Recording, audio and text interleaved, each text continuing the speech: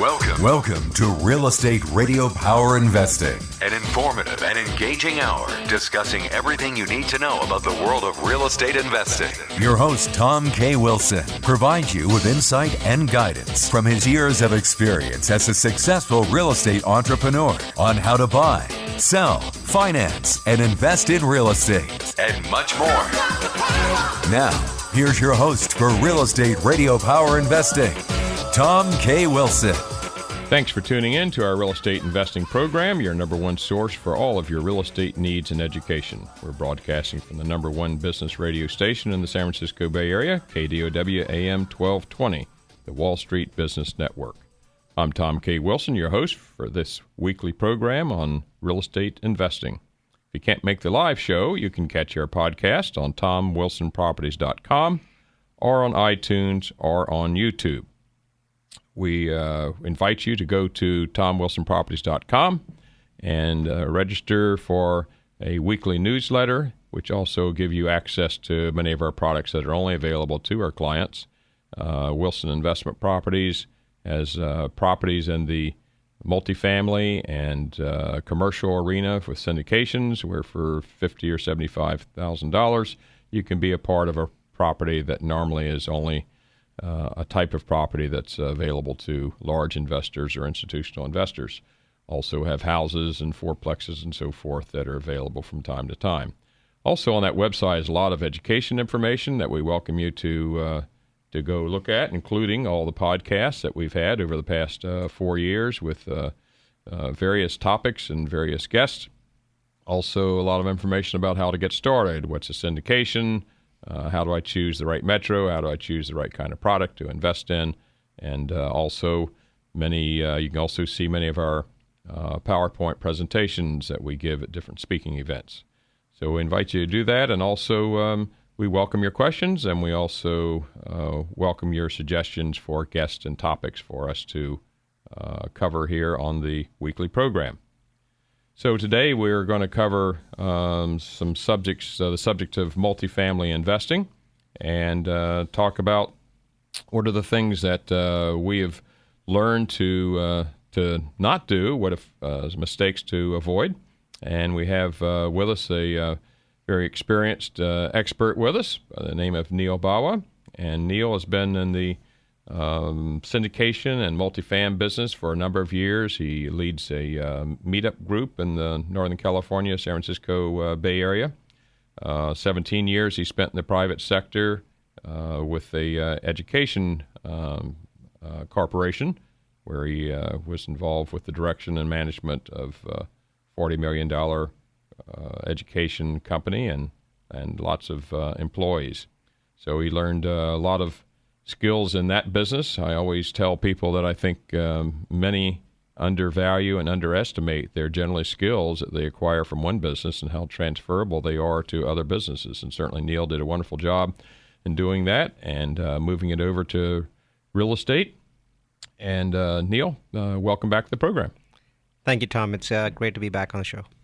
Always nice to have folks with a lot of experience, because you never want to go do something all on your own without the benefit of the experience of others, because using the experience of others and using other people, you can certainly accelerate your success and help avoid a lot of mistakes that can really be major stoplights in your path down the road.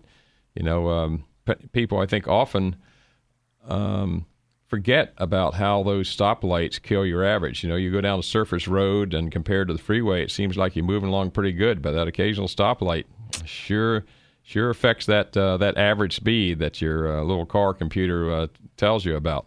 So avoiding those, just like Warren Buffett's famous mantra of "don't lose what you have," is certainly important. And my gosh, if I had to make any one or two suggestions about what I've learned, and that is, don't try to reinvent the wheel. Go ride on the coattails of somebody else that's learned. So today's show is the top mistakes to avoid when buying multifam or apartment complexes. So Neal, before we jump into that, just tell for our audience a little bit about your multifamily experience and in investing, what you've done. Well, Tom, what you just said resonates with me greatly because that's really how I started. So I sold my technology company that I had in partnership with another individual, and I wanted to invest the proceeds into real estate. And while I did what most people do, buy a bunch of single-family homes, and then I started buying duplexes and triplexes, I realized that it was turning into a full-time job for me. And there was just so many things to keep track of that at some point I started to become saturated and make a lot of mistakes with these units. And I was doing this more or less on a full-time basis, and I still couldn't keep up with it. The theory is that it's passive, but and you can be passive, but there's quite a variance in level of success if you're engaged with these property managers and so forth Yes. than if you just go try to treat it as mailbox money and go travel. Right? Exactly. Right? The more engaged you are, the more likely that you'll get better returns. So I was very engaged, and I just got to the point where I was fully saturated. So I started looking around to see what else is out there, and I used the Warren Buffett principle, really, that I don't want to lose money, and at this point I don't know enough to buy large multifamilies myself. So I started looking at these folks called syndicators that were basically buying these large multifamilies using money from investors like me. And I started to invest with them, but I made a very unusual deal with them. So I would find these syndicators throughout the United States. I actually eventually ended up investing with 13 of them. And the condition was that not only would I invest my money with them, $50,000 or $100,000 chunks, but I would bring other investors from the Bay Area in, as long as I was allowed to sit on the calls that they had with their property manager. Because most of them, they didn't live in the city that the property was in, so they managed it by having weekly calls with the property manager. And I said, I want to attend these calls, and I'm only willing to invest if you let me in. I'm an investor in this property, and so there's no harm in having me sit in the calls. There's no confidentiality issues. And some of them were taken aback by that, but others were fine with it. And so I started... Now, were you asking for a vote or just asking for the information? Just information. Mm-hmm. And I was silent on most calls, but I learned a tremendous amount in those calls. And some of the mistakes that I talk about today are mistakes that I've made on my own and burnt my own fingers with my own money. But there are other mistakes I actually watched them, even some experienced syndicators, make on these calls. And later on, 6 months or a year down the line, they admitted to just how much it had cost them. And in certain cases, they knew that these were the wrong things to do. But sometimes you just do them anyway, thinking that it's not going to hurt this much. So I hope that the viewers here, their takeaways for today for these mistakes are that even one out of these mistakes, and we're going to go through a bunch of them, but even one of them is enough to kill a project. Yep. And obviously there's no guarantee that any project is going to turn out well, but certainly the better the track record of whomever is finding them, negotiating them, and managing them, the better the track record. And, of course, you have to have total integrity and credibility, but that certainly increases that return risk ratio significantly if they've had a lot of experience to help minimize the risk for the new investor. Absolutely. And when I got into real estate full time, I was looking for a partner, and what I loved about my partner John Mark, who's been on this show before, was he felt the pain of losing investors' money or the potential loss of investor money more than losing his own money. And to me, that is the primary requirement to be a syndicator, to be a real estate professional, take other people's money. You have to be more afraid of losing someone else's money than losing your own. Absolutely. And I think that's a very important point. So let's dive into one of them. Mm-hmm. So let us know what's the first one that comes to mind that's a mistake to avoid. Sure. So one of the things that you'll hear from people again and again is, I toured this area and there were a whole bunch of properties and they were not so good looking and they were ratty. The stucco was hanging, and then there was this one that was really good looking. And so I went and made an offer on that particular property. When it comes to multifamily, especially to the large ones, I urge you to be careful when making an offer on the best looking property in a particular area. Now, while that may seem like common sense, what you'll end up doing in a vast majority of the cases is you'll end up paying a premium for it. Now, if the properties next to it were $2 million each and you ended up paying $2 million for a better looking one, well, kudos, that you did a great job there. But in practice, that almost never happens. You'll end up paying a significant premium for this property because you'll believe that when you sell it 2, 3, 4, 5 years down the line, the next guy will also pay a premium. Guess what? It's not likely that they'll pay a premium. Syndicators like us, we typically want to buy a property that is below the level of the area. So if it's a B area, we want to buy a C property there. But if it's a Bay area, the last thing that we want to do is to buy an A property, because we may actually do fairly well with the rents. We may do well with keeping it highly occupied. But at the end, when you've got to exit, an A property in a B area is not going to generate the same kind of returns as a C property in a B area. So keep that in mind. I know it's not quite instinctive to think of it that way, but this is extremely important. Another thing I tell people is that one of the most important lessons I've had over these years of investing is how much the submarkets vary from one area to another. So you got to be watch those submarkets very carefully, and different classes within a region can vary in their cycles, and different price categories within that same class can vary a lot. So you really got to know an area very, very well. And you might find areas where A is being built a lot and it's sort of topping out in the market, but B's and C's are still very strong because no one's building B's. We see that phenomenon again and again, especially in markets such as Dallas. So you've got Dallas where a lot of people are saying, hey, there's a ton of construction going on. Is the market close to a peak? And then you look at it and you go, 95% of all incoming construction is Class A. Also, while I'm beginning to see the A market top off and rents start to drop, I'm continuing to see vacancy compression for the B and the C market. I'm continuing to see rent increases that are significantly above norm. That doesn't describe to me a market that's topping off. I stay in touch with Dr. Doug Duncan, Chief Economist of Fannie Mae, and recently I asked him what he felt about the multifam versus commercial market, and he said, well, there are a few markets in the country that I think are maybe starting to get a little bit saturated, but there are many other markets where Class A is maybe getting a little tight because that's the only thing they're building.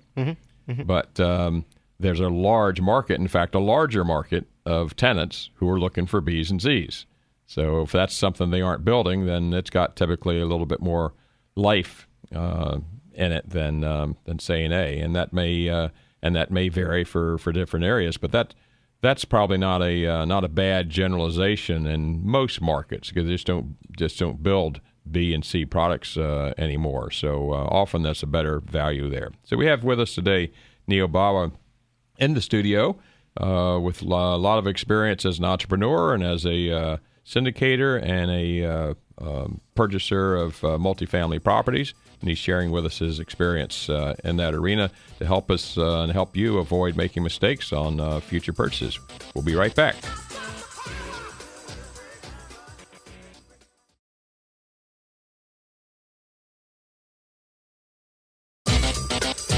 Welcome back to Real Estate Radio Power Investing. Streaming live on iHeart, TuneIn, and KDOW.biz. For more information on today's topic or guest, visit TomWilsonProperties.com. That's TomWilsonProperties.com. Again, your host for today's edition of Real Estate Radio Power Investing, Tom K. Wilson. Welcome back to our real estate investing program here on KDOW 1220 AM. And in the studio with us today is Neal Bawa, who's an experienced entrepreneur and has experienced in the real estate investing, especially with multifam and also as a syndicator.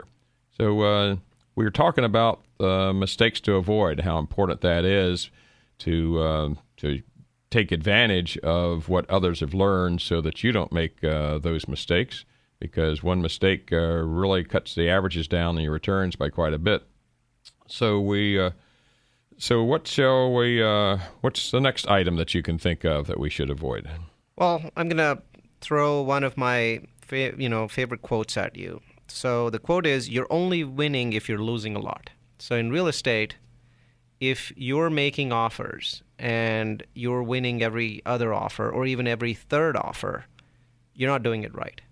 Because the way that the market is structured, unfortunately, at this point in time and for the last 3 years, there are too many rookies making offers way beyond what they should be. So because there's so many of them and because they're making so many outrageous offers, the chances that you would win even 1 out of 3 are kind of remote. So you really shouldn't be getting into best and final very often on these large multifams. And if you get into best and final, let's say 70% of the time, inevitably you're paying too much.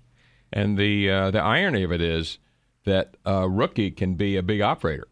So look at some of these hedge funds that have been overpaying, and they're, well, I hate to generalize, but it from some of the things that we read and hear about from those that are dealing with them directly, their objective is to deploy investment money, and often the ones who are making these bids and so forth aren't really experienced investors themselves. And I've heard stories all the time from our wholesalers about them overpaying. And so if they're overpaying, that means that they're winning too many things, right? Absolutely. I think that the patience has not been their strong suit. So we see more and more large pension funds. They're getting into real estate. Now, in general, I think that's a good trend because real estate has been ignored by a lot of these big pension funds. And right now, a lot of these are insolvent. They're paying out 7.5% to retirees, and they're bringing in 4.5%. So they start looking at real estate and going, well, if I could make 8 or 9% on real estate, that would be great. So their frame of mind is that they can make 9%. What they don't understand is that the right offer, the market offer to make, would be for you to make 12 or 15 or 18%. And so there's a lot of money flooding into the marketplace. So if you're winning very often, be careful. You're overpaying for the market, and in the long run, that's going to affect your returns tremendously. I know we've done syndications and products separately, and you've invested in some of our syndications, and we're pleased to be working with you on some deals as well. But we've discussed this before. But I know we both make a lot of offers to win one. Most investors have no idea how much work and due diligence goes into feeding that funnel with possible deals, and many of them, there are lots of points for it to fall out. Not even getting a response, getting too many people that were willing to pay more, just not willing to go into best and final and be willing to walk away. You got to be willing to walk away. Absolutely, and that this is tied to another one of my my key mistakes. Technology is wonderful, right? So you have this thing called Google Streetview, and regardless of whether you're buying a single family or a duplex rental, or you're buying a 300-unit property, it's a tool. It shouldn't be the basis of your strategy, right? So people are making this mistake again and again where they're just using Google Streetview to make offers. And in my case, sometimes when I understand an area or submarket, I might use Google exclusively to make my initial offer. But the moment I realize that I'm in best and final, which is what happens in the multifamily market, you've got to fly down there. The other piece of it is flying down there, you don't go there just to look at the apartment complex. That's a capital mistake. You've got to spend hours around the apartment complex. So as much as roads that are rectangular will allow me, I try to go in concentric rings, expanding concentric rings around the property.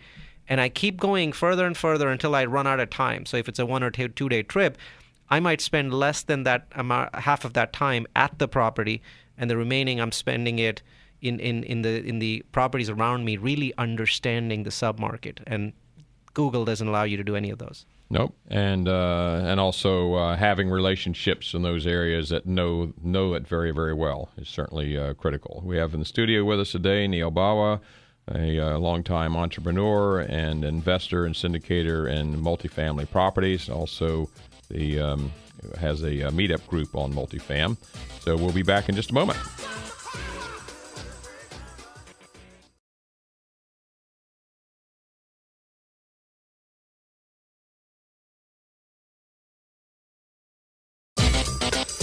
Welcome back to Real Estate Radio Power Investing. Streaming live on iHeart, TuneIn, and KDOW.biz. For more information on today's topic or guest, visit TomWilsonProperties.com. That's TomWilsonProperties.com. Again, your host for today's edition of Real Estate Radio Power Investing, Tom K. Wilson. Welcome back to our real estate investing program on KDOW 1220 AM, the Wall Street Business Network. We have with us in studio today Neal Bawa, and we're talking about multifamily properties and multifamily syndications and mistakes to avoid. So you were talking just before the break about the importance of not just looking at a property, but looking at everything you can around it. Something I've learned to do as well, and as an extension of that is I like to go see where people work, and I like to go see where people shop. So I'll go in the neighborhood stores, I'll go in the closest major shopping, and I don't just drive by. I stop, park, I go get out, I go inside, and I see who's there. And I'll do it in the daytime, and I'll do it at nighttime. And and I will also park by the property itself and see who's coming and going at nighttime. And those are the kinds of things that you either yourself, if you're buying something yourself, or if you're having if you have a syndicator or a broker who's doing that for you, that's a kind of question you want to ask and find out, are they doing that level of research? Because you can, the listing agent will have lots of wonderful demographic information. Sometimes who's actually on that property and who's in that nearby store doesn't match the demographics that are in that nice report. Yep. And a few others like that. I love going there at night, right? Because the place is completely different. I want to trust my instincts on whether I'm feeling safe or not. Another one that I really love is I like looking at how old the cars are. Mm-hmm. So I want to see what kind of cars are there, because that gives me an idea of the kind of folks that live there. Mm-hmm. And the condition of the cars. Mm-hmm. Right. So that's one of the key ones. I like looking at the parking lots. Have they been paved over in the last 20, 25 years? Do they look really beat up? Because if they're very beat up, then the properties in that area are not giving enough money to the owners to repave. So that's an indication of how well the area is doing. If you don't want a lot of neighbors that have capital limited owners of them. Right. You want your neighbors to look as good or better than yours, if that's possible. If it's got a flat roof, we don't usually prefer that over a pitch. But if it's fairly new and replacement, or you've got the funds and that pencils out so that you can replace it, that's perfectly okay. But all of those things are important. Exactly. One last one, and this one is technology. I tend to Google the apartment complex and read reviews on Yelp and apartments.com. So there's a few different websites that you can read reviews on for an apartment complex, but those two are really the key ones. And I will make sure that when I'm doing my due diligence, I bring those items up, all of them. I actually like to print out those reviews and walk to the property manager and say, what have you done to address these? Is this a past issue? Is this continuing to be an issue for your tenants? That's very important, because the property manager might just give you, he might not give you the real story of the apartment complex, but if you walk in with all this stuff printed out in your hands, then he knows, okay, I've got to be very careful in what I say to these people. I don't want to lie. And so some of the stories that he may not have otherwise told you will start coming out. Yeah, it's really, really good to engage in a conversation. I'm usually amazed, no matter what what kind of business or product I'm involved in.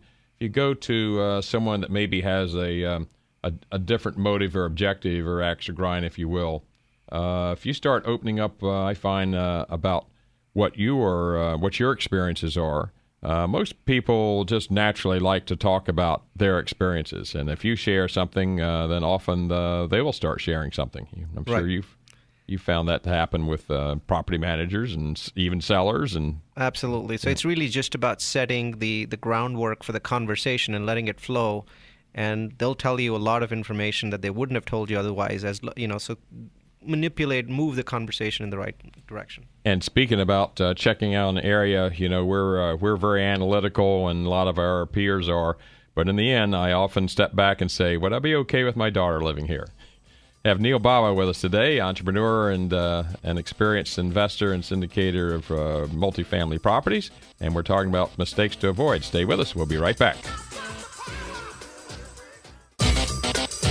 Welcome back to Real Estate Radio Power Investing. Streaming live on iHeart, TuneIn, and KDOW.biz. For more information on today's topic or guest, visit TomWilsonProperties.com. That's TomWilsonProperties.com.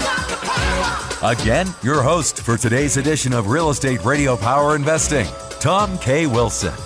Welcome back to our real estate investment program with Neal Bawa in the studio today, experienced multifam investor, and we're talking about the kinds of things that he has learned to avoid to help make your probability of success in whatever you invest a little bit higher. So give us some more things to avoid there, Neal. Well, I think this one's my favorite, and I know there's a lot of people in Northern California listening to this show, and so particularly for people that live in either Southern California or Northern California, this is a big one. The past is not a representative of the future. So don't use the past as an indicator, especially when you're looking for rent growth. So the San Francisco Bay Area has done really well, and so has Los Angeles over the last 3 or 4 years in terms of rent growth. But to assume that will continue for the next 3 or 4 or 5 years, I think is a capital mistake. Too many people are making it. Too many experienced real estate professionals are making it. I think that for some reason, we're all forgetting the lessons that we learned in 2007, 2008. So the property that we're working on at this point in time, Woods of Ridge Marts in Fort Worth. Fort Worth's a city that's had 11% rent increases in the last 12 months. That is a staggering number, right? So whenever you see double-digit numbers of rent growth, that's a staggering number. And so the folks that are investing in it, the investors are asking me, so what's your projection of what will happen? You should get 50% rent increases in 5 years. And the answer is no, we've projected 9%. So they're saying 9% a year? No, 9% in 5 years. And so they say, well, this doesn't make sense. You look at what this area is doing. It's clearly on fire. And my position there is, number one, anything that's going really, really fast has to slow down. And it might even backtrack a little bit. Doesn't change the fact that it's a great market, but you could have that happen. And the second piece is that we shouldn't forget that in any 5-year cycle, there's going to be a down year. It may be a recession. It may not be a recession, but it's going to be a slow year, a down year. And so you've got to account for all of these when you're making your rent projections work. And it's better to be conservative than to do the sort of stuff that we see here in the Bay Area, where we see people selling 3-cap properties and then assuming that people will make money in the next 5 years because they're going to keep making 8 to 10% rent increases for the next 5 years. When I look at that, I laugh. It's sad and funny at the same time. Yeah, I've certainly learned to, be very conservative in projections, whether it's for myself or for others. And I, like you, when I've got other people's money that I'm responsible for, I'm even more conservative, because I always would prefer to overperform. That's right. Underpromise and overperform, and there's no guarantees, and in the end you have to look at, well, how is this investment compared to something else? But certainly, I think it's very, very prudent to not assume that the horse is going to keep running, and they're going to have to take a break once in a while, right? Absolutely. The only challenge with doing this is you have to go back to the rule that I was talking about losing a lot of offers, because when you underwrite for conservative rent growth, you're going to lose a lot of offers. But that's okay. It's much better to beef up your staff and manpower in the area of making offers than to start getting overly bullish when it comes to rent growth. Yep. I certainly think we make the most money for investors when we carefully select what we buy, don't you? Absolutely. Yeah. It's really in the buy. It's at the point of purchase. But when you're buying, you should be paying the right price. And rent growth plays such a humongous role in making that decision. And having sufficient reserves, not over leverage. I think every investment should be made, calculated such that you can ride out a storm. Absolutely. I think that's very key. As a syndicator yourself, you should be keeping some money aside so that you're not resorting to a cash call in case there's a challenge in the marketplace, and sufficient operating reserves. My company has started actually keeping a higher level of operating reserves now because we see some fragility in the financial markets that could have impacts down the line. So it's better to have higher operating reserves so that you can ride out any storm. Also, like having a loan that whose term is longer than the design hold period, so that if the market conditions aren't ideal at that time, you don't have a gun to your head. Absolutely, that's a key one, because your loan has such an enormous impact on your cash flow. Whenever possible these days, to be honest, we have phenomenal loans available to us. And so going in for a 3-year or 5-year loan just doesn't make sense. You should go in for a 10-year, so you can go 2.5 times as long as your typical hold period, and not have to worry about what happens when that interest rate resets. Some of our listeners probably have not invested in multifam, or if they have, they've maybe been smaller ones. I know you and I both believe that it's good to have larger products that you can get the economy of scale and be able to afford on-site management, on-site maintenance, and so forth. You have better control and lower cost. But some may think it sounds great, and I hope someday I can be there. But I don't have a few $1 million to invest. They may not be aware of syndication. So briefly, just summarize what a syndication is and why that's so great for investors. Sure. Syndication is a process where an experienced real estate management team pools investor funds together so that you can buy institutional class assets. So you're buying properties that you typically wouldn't be able to buy, may cost $10 million, $20 million, $30 million. These are properties that do have the economies of scale that you just talked about.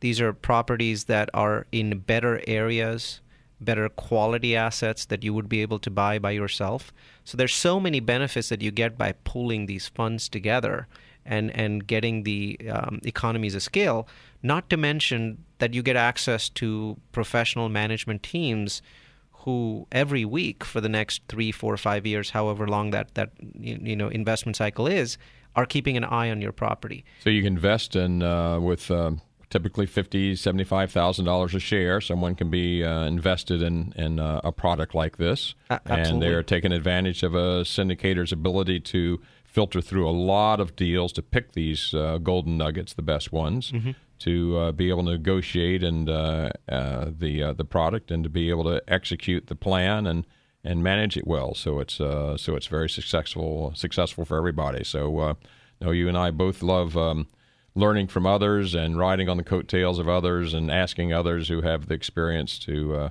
be able to increase our successes. So I think that's just syndications are just fantastic, but you got to get the right syndicator. So we have Neal Bawa in the studio today talking about multifamily properties and what the advantages are of investing in something like that, and that you as an individual investor can do it very economically. Stay with us, and we'll be back for a little wrap-up. Welcome back to Real Estate Radio Power Investing. Streaming live on iHeart, TuneIn, and KDOW.biz. For more information on today's topic or guest, visit TomWilsonProperties.com. That's TomWilsonProperties.com. Again, your host for today's edition of Real Estate Radio Power Investing, Tom K. Wilson. Nice to have you with us today, and it's nice to have Neal Bawa in the studio with us, an experienced multifam investor and entrepreneur. Neal, you got another thing left that we shouldn't do? Absolutely. One of my favorites, and I'm going to do this one quickly. In short, do not buy in either a city or a submarket where population's declining. There are many things that you can come back from, many mistakes that you can come back from. This one is an absolute killer, because people will look at it and say, well, I'm buying at a phenomenally high cap rate. The property is cash flowing. Yes, all of those things may be true. Now, generally they aren't, but they still may be true. I still would tell you not to buy, because you're going to have a tremendous amount of trouble exiting. If you're buying at a 10 cap, well, that's a fabulous number, but when you exit 5 years later, you're going to be at a 14 or a 15 or a 16 cap, because when population's declining, demand is declining. That's why you and I keep going back to Texas and a place like Dallas-Fort Worth. I just got back from a week trip last night from DFW, and touring around, I cannot believe the number of cranes that are building things. There's one stretch of a mile long that has $5 billion worth of construction going on. It's just on fire, and one would say, well, guys, that makes me a little nervous. No, we got more and more companies moving in all the time, so that job growth really drives the population up, and that's what we like, isn't it? Absolutely. At this point, Dallas, the DFW area, has a 2% population growth, which for a major area with 7 million people is a stunningly great number. But the job growth is at 3%. So all those cranes don't worry me one bit when your job growth number exceeds an already stellar population growth number. Very good point. Want to wrap up a little summarize here some of these points that we made through the program? Absolutely. It's very important for you as an investor to, again, ride on the coattails of others. It's important that you go to meetup groups, that you listen to programs such as this, and really educate yourself, because the mistakes that you might make are so huge that even one or two of the mistakes that we've talked about today could take down an entire project. So very, very key to learn. Do not experiment. This is not the kind of real estate market that you want to experiment in. And indeed, by being investing in a syndication, you greatly spread your risk. And that doesn't mean to say you can just casually do it. You want to make sure you've got a good syndicator. Make sure that the story of the metro and product that they're in makes a lot of sense, and that they've got a really good value product. Absolutely. I think that there are a lot of good syndicators, and then there's quite a few that are not so good. And so they may be just inexperienced. Right. Yep. Exactly. There may be a lack of experience there. Maybe they're learning on your dime. Mm-hmm. And so it's very important to avoid that from happening, and look at the past track record, and also ask your syndicator about the sort of mistakes that they've made in the past. I'd be curious to see what some of the other ones come up with in terms of mistakes. Thanks for bringing your experience to the studio today, Neal, and to the program. It's always nice to have you on. I know we'll be glad to have you back. So remember to go to TomWilsonProperties.com and go sign up for our weekly newsletter.